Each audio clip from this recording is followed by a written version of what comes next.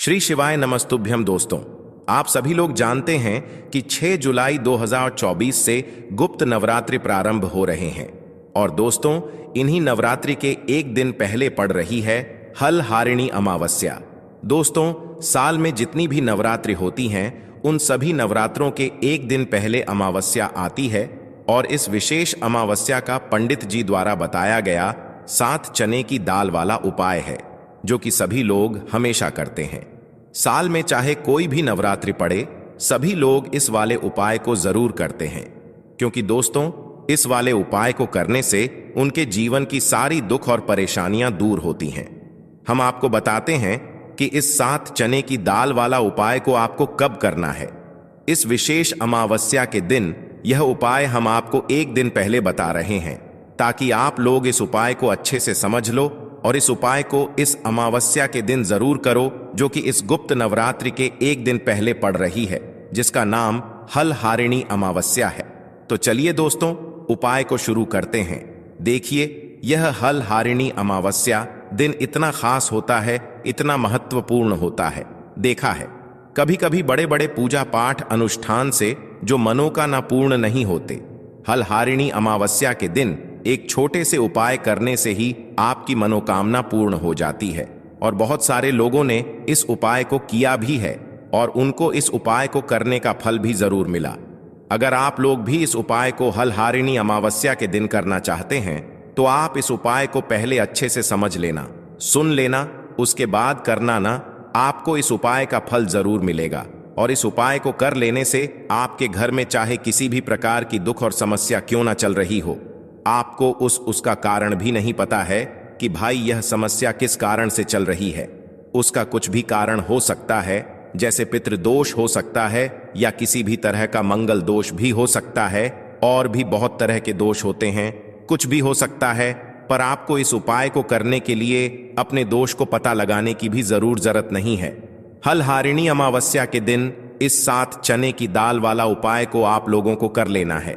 यह एक ऐसा उपाय है जिस उपाय को अगर किसी विशेष दिन पर किया जाए तो भाई उस विशेष दिन का जो है वह तो हमें मिलता ही मिलता है, पर हमने उस दिन पर इस 7 चने की दाल वाला उपाय को किया है तो हमें उससे भी बड़ा फल मिलता है और फल बहुत जल्दी मिलता है, क्योंकि आप इस उपाय को बहुत ही बड़े और विशेष दिन पर कर रहे हो, क्योंकि हलहारिणी अमावस्या के दिन बहुत ही ज्यादा बड़ा होता है। इसीलिए दोस्तों आज की इस वीडियो में हम आप लोगों को 7 चने की दाल वाला उपाय समझाएंगे, जिस उपाय को करने से अगर आपकी किसी भी प्रकार की मनोकामना है, किसी भी प्रकार की दहक और परेशानी है, सबसे ज्यादा समस्याएं आपके जीवन में ही हैं। अगर आपको धन प्राप्ति नहीं हो पा रहा है, रुपए पैसे की, आपके घर में लगातार दिक्कत परेशानियां चलती चली आ रही हैं, आपका व्यापार, आपकी नौकरी अगर अच्छे ऐसे नहीं चल रहे हैं जिसकी वजह से घर में लगातार आर्थिक समस्याएं बनी रहती हैं, घर का कोई ना कोई सदस्य अगर बीमार रहता है, आपस में एक दूसरे से लड़ाई झगड़ा होता रहता है, किसी की अगर बनती नहीं है, तो पूज्य गुरु जी ने कहा है कि जब आपके जीवन में ऐसी परिस्थितियां आ जाएं कि आप एक एक रुपए खर्च करने से पहले कई बार सोचने लगे हो, आपको धन प्राप्ति अगर नहीं हो पा रहा हो, तो आपको सिर्फ और सिर्फ 7 चने की दाल वाला उपाय अमावस्या दिन से शिवलिंग के सामने एक ऐसा विशेष उपाय करना है जो आपकी इन सारी समस्याओं को सिर्फ 7 दिन के अंदर ही समाप्त कर देगा। तो चलिए जानते हैं इन विशेष उपायों के बारे में। अगर आप भी महादेव के सच्चे भक्त हैं तो वीडियो को लाइक और चैनल को सब्सक्राइब जरूर कर लें दोस्तों। अब उसके बाद में दोस्तों ये वाला जो उपाय है ये किसको करना है, तो देखो घर का जो बड़ा और मुख्य सदस्य होगा उसी व्यक्ति को यह वाला उपाय करना है। आज का यह वीडियो बहुत ही खास होने वाला है, क्योंकि अमावस्या तिथि में किए जाने वाले 3 विशेष उपाय आज आपको इस वीडियो में बताए जाएंगे। यह उपाय आप अपनी समस्या के अनुसार कर सकते हैं। इन उपायों में आपको धन प्राप्ति के उपाय बताए जाएंगे, आपकी मनोकामना पूर्ति के उपाय बताए जाएंगे। जीवन में किसी भी प्रकार के संकट चल रहे हैं, समस्याएं चल रही हैं, तो उनको दूर करने के उपाय बताए जाएंगे। चलिए जानते हैं पूज्य गुरु जी द्वारा बताए गए सबसे पहले और सबसे खास उपाय के बारे में। इस उपाय के लिए आपको सबसे पहले जरूरत पड़ेगी एक लोटे जल की। लोटा आप तांबे का ले लीजिएगा और जल आपको अपने किचन से लेना है। फिर इसी के साथ आपको सिर्फ 1 या 2 गुड़ के टुकड़े ले लेने हैं। छोटे छोटे गुड़ के टुकड़े आप ले लीजिएगा। फिर सबसे आखिर में आपको ले लेना है 5 या फिर 7 या फिर 11 या फिर 21 चने की दाल। जितनी भी आप चने की दाल ले सकते हैं उतनी आपको ले लेनी है। देखिए, अमावस्या के दिन पीले रंग की सामग्री का किया गया कोई भी उपाय हमारे महादेव को अत्यधिक प्रिय लगता है, इसलिए आपको यह चने की दाल ले लेनी है। अब यह 3 सामग्री लेकर आपको शिवालय पहुंच जाना है। इस उपाय को अगर आप शाम को प्रदोष काल के समय में करेंगे तो आपके लिए सर्वोत्तम रहेगा। लेकिन बहुत से ऐसे लोग होते हैं जो दोष काल के समय इस उपाय को नहीं कर पाते हैं, तो फिर आप पूरे दिन में किसी भी समय इस उपाय को कर सकते हैं। देखिए, शिवालय पहुंचने के बाद आप एक कोशिश करिएगा कि आप दक्षिण दिशा में बैठ जाइए और उत्तर दिशा की तरफ अपना फेस कर लीजिए। लेकिन अगर शिवालय में भीड़ है तो ऐसी स्थिति में गुरुजी कहते हैं कि आप किसी भी दिशा में बैठकर शिवलिंग की पूजा प्रार्थना कर सकते हैं। अब देखिए, आप जो गुड़ के टुकड़े लेकर आए हैं उनको इसी एक लोटे जल में डाल लीजिए और ओम नमः शिवाय मंत्र का स्मरण कर लीजिए। यह कार्य आपको शिवलिंग के सामने ही करना है।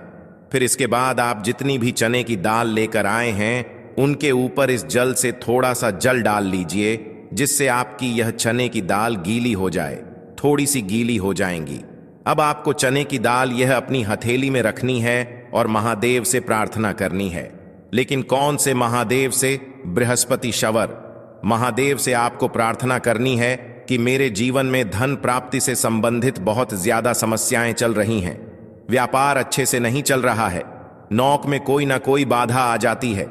जिस भी प्रकार की आपकी मनोकामना हो उस मनोकामना का स्मरण करिए, बृहस्पति ईश्वर महादेव से उस कामना को पूर्ण करने की प्रार्थना करिए और फिर यह चने की दाल आपको शिवलिंग के ऊपर समर्पित कर देनी है। जितनी भी चने की दाल आप लेकर आए हैं उनको एक साथ शिवलिंग के ऊपर समर्पित कर दीजिए। अब देखिए, यह दाल समर्पित करने के बाद आप जो एक लोटा जल लेकर आए हैं जिसमें आपने गुड़ के टुकड़े मिलाए हैं, उस जल से आप थोड़ा जल सबसे पहले श्री गणेश जी वाले स्थान में समर्पित कर दीजिए। फिर थोड़ा सा जल आप श्री कार्तिकेय जी वाले स्थान में समर्पित कर दीजिए। फिर थोड़ा सा जल माता अशोक सुंदरी वाले स्थान में समर्पित कर दीजिए और फिर थोड़ा सा जल माता पार्वती के हस्त कमल में समर्पित करते हुए आपको बाकी बचा हुआ पूरा जल शिवलिंग के ऊपर समर्पित करते जाना है और लगातार ओम नमः शिवाय या फिर शिव महापुराण के मूल मंत्र श्री शिवाय नमस्तुभयम, इन दोनों में से किसी भी एक मंत्र का लगातार स्मरण करते जाना है। पूज्य गुरुजी जी ने कहा कि जल आपको बिल्कुल धीरे धीरे समर्पित करना है और समर्पित करते हुए ध्यान रखिएगा कि इस जल के छींटे आपके पैरों के ऊपर न लगे। फिर उसके बाद वहीं शिवलिंग के सामने बैठकर बृहस्पति शवर महादेव से प्रार्थना करते हुए आपको वापस अपने घर आ जाना है। पूज्य गुरुजी ने कहा कि अमावस्या के दिन अगर हम लोग चने की दाल वाला कोई भी उपाय शिवलिंग के सम्मुख करते हैं तो इससे हमें महादेव तथा भगवान नारायण की एक साथ कृपा प्राप्त होती है। तो दोस्तों, यह विशेष उपाय आप जरूर करिएगा। अब जानते हैं गुरुजी द्वारा बताए गए दूसरे खास उपाय के बारे में। यह उपाय भी आपकी मनोकामना को पूर्ण करने के लिए है। इस उपाय के लिए भी आपको एक लोटा जल ले लेना है, साथ ही साथ आपको एक बेलपत्र ले लेनी है। अगर आपके पास बेलपत्र नहीं है तो शिवलिंग के ऊपर चढ़ी हुई बेलपत्र को उठाकर जल से शुद्ध करके फिर आप उसका भी इस्तेमाल कर सकते हैं। बस आपको हमेशा ध्यान रखना होता है कि यह बेलपत्र कहीं से भी कटी फटी नहीं होनी चाहिए। फिर सबसे आखिर में आपको थोड़ा सा शहद ले लेना है, थोड़ा सा 2-4 बूंद आप शहद ले लीजिए और अब यह सारी सामग्री लेकर आपको शिवालय पहुंच जाना है। इस उपाय को भी आप पूरे दिन में किसी भी समय कर सकते हैं। देखिए, यह उपाय भी आपकी मनोकामना को परिपूर्ण करने के लिए है, धन प्राप्ति के लिए है, व्यापार के लिए है, नौकरी के लिए है, कोई भी विशेष मनोकामना है तो उसको पूर्ण करने के लिए है।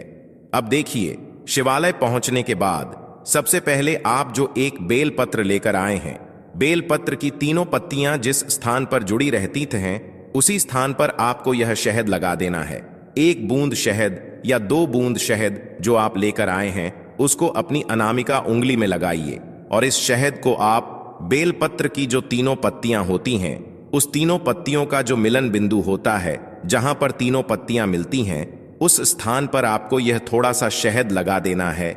यहां पर आपको शहद लगा देना है और फिर इसी स्थान पर आपको पकड़ लेना है।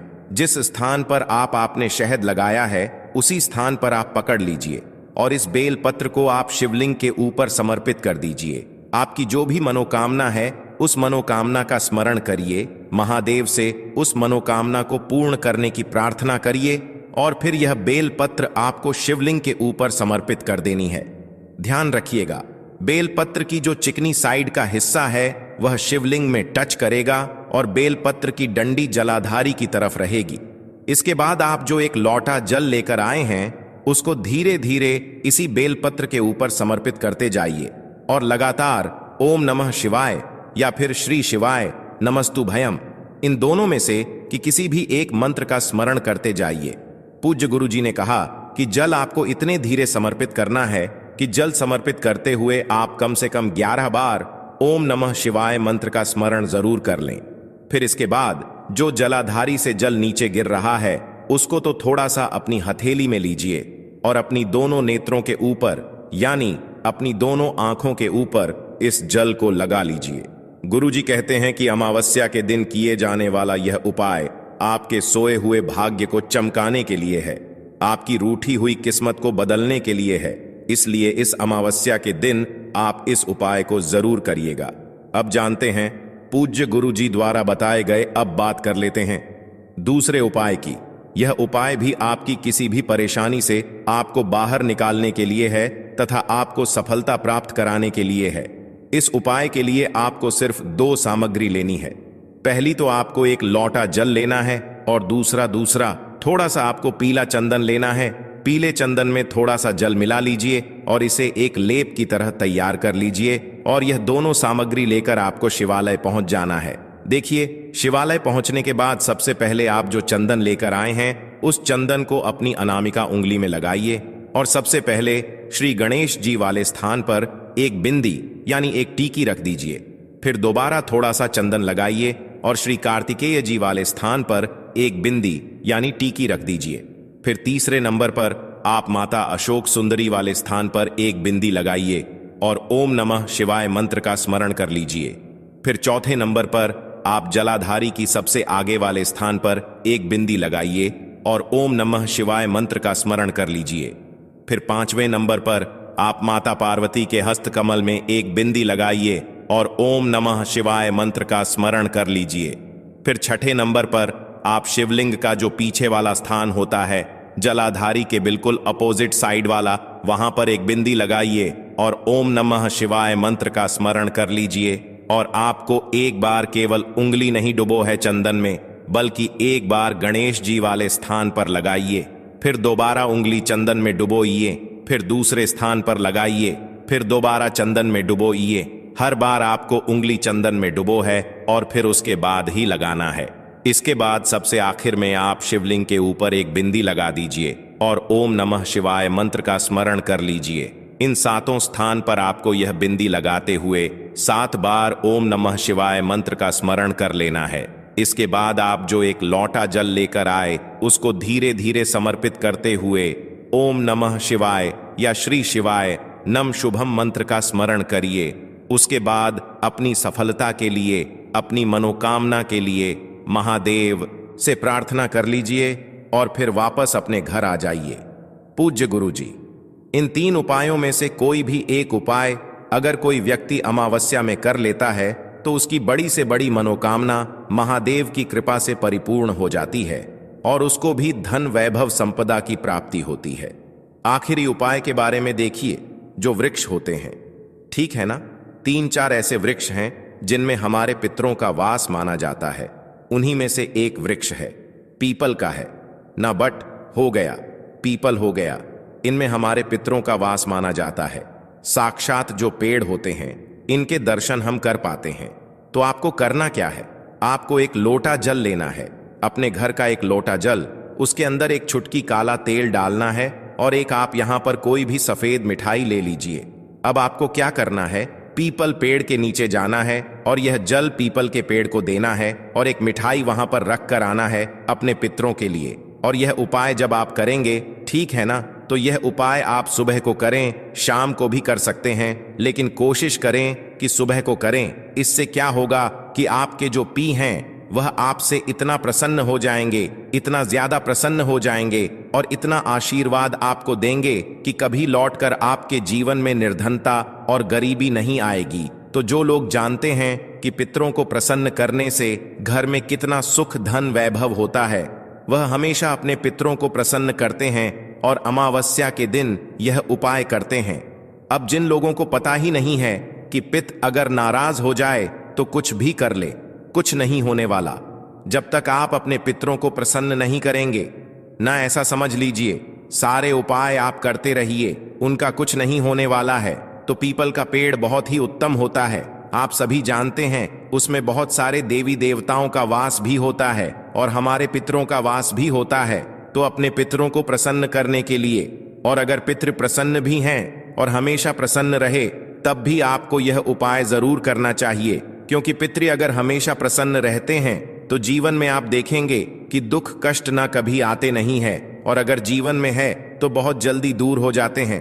तो 2 उपाय बता दिए आपको अपने पितरों को प्रसन्न करने के लिए। अब बात कर लेते हैं तीसरे उपाय की, और जो तीसरा उपाय आपको बताने जा रहे हैं, इस उपाय को अगर आप अमावस्या के दिन करते हैं तो ऐसा समझ लीजिए कि आपके घर में कभी भी नेगेटिव एनर्जी, बुरी शक्ति, नकारात्मक ऊर्जा और धन न आने की समस्या कहते हैं ना, कि हमारे तो घर में ही पैसा नहीं आता है, पता नहीं घर में क्या है, ऐसा क्या है घर में कि पैसा आता ही नहीं है, आता है तो बिल्कुल बर्बाद हो जाता है।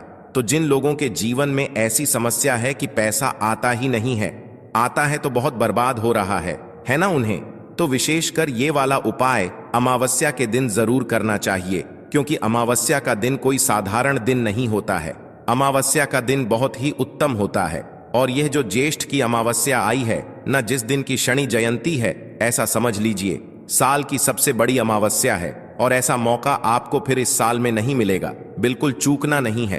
करना क्या है आपको यहां पर लेने हैं 2 कपूर, ठीक है ना, 2 कपूर लेने हैं, और आपको लेनी है 4 फूल वाली लौंग। 2 कपूर, 4 फूल वाली लौंग, और इन दोनों चीजों को आपको किसी भी बर्तन के अंदर रखना है और इसे अपने घर के किसी भी कमरे में जला देना है। इसका धुआं लेकिन पूरे घर में दिखाना है। इस उपाय को करने से आपके घर में जितनी भी बुरी शक्तियां, नेगेटिव एनर्जी, नजर दोष है ना, इस तरह की चीजें होंगी ना, निकलकर आपके घर से बाहर जाएंगी। तुरंत इसका रिजल्ट आपको मिलेगा। आप खुद देखेंगे कि अगले दिन से ही आपके जीवन के जो दुख थे ना, जो कष्ट थे, जो पैसा नहीं आ रहा था, आपके पास जो बीमारियां घर में घुसी थीं, वो आपके घर से दूर होने लगेंगी। पैसा घर में आना शुरू हो जाएगा और फिजूल खर्ची से तो बिल्कुल आप बच जाएंगे। जो धन की बर्बादी हो रही थी ना, आपके घर में बिल्कुल आपके घर से रुक जाती है। जब आप अमावस्या तिथि के दिन 2 कपूर और 4, यानी कि 4 लौंग का मतलब होता है 2 लौंग का जोड़ा, इसे हम 2 लौंग का जोड़ा बोलते हैं। 2 लौंग का जोड़ा जब आप जला देते हैं ना, 4 लौंग 2 कपूर के साथ, तो बड़े से बड़ा दुख भी ना आपके घर घर तक आकर आपके घर से लौट जाता है।